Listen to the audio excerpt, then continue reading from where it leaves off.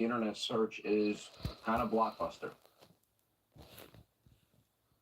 I agree, Sean. And if you look at the dates of the internet searches, they go all the way back to June 21, June 28, 2025, and significantly on January 11, 2026. That's just before the days before her kidnap. And another thing about that June 11 date, that was also the date a post went out asking for video of neighbors that very day. So I'm curious about the connection between Savannah's salary and where Nancy Guthrie lives. And we believe that at least one of these searches occurred in the Tucson area. Now, this is what I know. That type of Google Trend search was used in a Colorado Police Department bombing. And it was searched down to the keywords like you're seeing tonight. And it was solved through those keywords. And speaking of Google, of course, all that will be a Google trend. It will be a Google investigation. And speaking of Google, right now they are doing a process called scratching. And I'm particularly interested, Sean, in that roof cam on Nancy Guthrie's home. Now, we've heard from the Pima County Sheriff, there's nothing there, there's nothing there. And bam, Google comes up with the door cam, right? Scratching is like scratching through 7 or 8 layers of paint, right? And you want to get down to layer number 4. So you better be careful when you get to layer 5, or you might just scratch away layer 4. They're looking for video that may have been taped over. And think, if they get that rooftop cam, Sean, they might be able to get a vehicle. And if they get the vehicle, it all starts to fall together. See what I mean?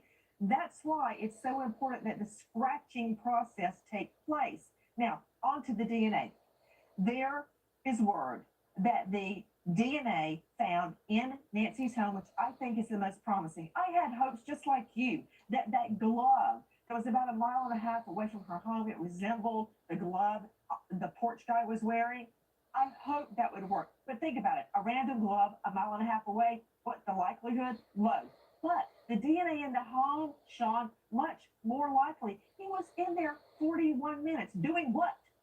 Touching the doorknobs, touching the light switches. We know those lights were left on in the front foyer, right? That was not her practice. He turned them on. The doorknob to her room, anything moved in the home, maybe even the bathroom, maybe the commode flush. I don't know. They looked everywhere. Now, if they get it, word is it's going to be sent to off-ram labs. They are very simply the best. I know Kristen Middleman. She runs it along with her husband, David, and their specialty is degraded, mixed, or minuscule amounts of DNA. And that's what we're talking about, genetic genealogy. They were responsible for cracking the Koberger DNA conundrum. And not only that, the Rachel Morin problem. Remember Rachel Morin, the mom killed on the Mampah Trail by a guy here from El Salvador? He attacked an underage minor female in LA and was running from a murder charge in El Salvador and landed here and murdered Rachel Morin on a trail. They cracked both of those cases. That's good for the Guthrie family. All right. So, if in fact the internet user is searching for Nancy Guthrie's address and Savannah Guthrie's salary, that lends itself to the narrative that it's a kidnap ransom. 41 minutes then in the house really scares me. Thoughts? Yes, it does. It concerns me about what happened to Nancy Guthrie during those 41 minutes. But if you want to win this game, you got to keep your eye on the prize. You cannot think about what happened to Nancy inside the home. You have to think about trying to find the perp. Remember how he was touching his fight light, and that was on the outside of the gloves, then touching the door handle. He did the same thing on the inside. It's very likely we're getting DNA. Touch DNA, Sean. You know, you gave everybody a great reminder last night, and you kind of scolded me on national TV, but I deserved it. And that is, Sean, did you think this was going to be easy?